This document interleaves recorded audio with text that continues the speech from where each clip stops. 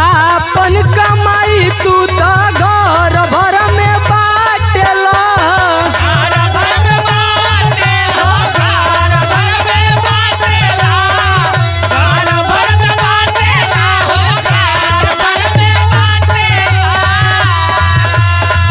हम कुछो बोली ले तो हमारा के डांटेला।